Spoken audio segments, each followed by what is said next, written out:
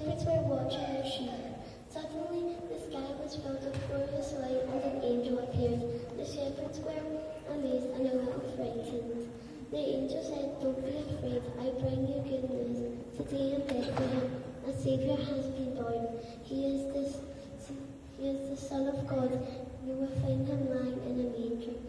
Then the sky was filled with angels singing, "Glory to God in the highest, and peace on earth to all people." The shepherds were hurried to Bethlehem to see this wonderful baby. When they found Jesus, they knelt and thanked God. They decided to bring him a gift, one for the shepherd gently carried a lamb, a symbol of innocence and love, and placed it near the manger as an offering to the newborn king.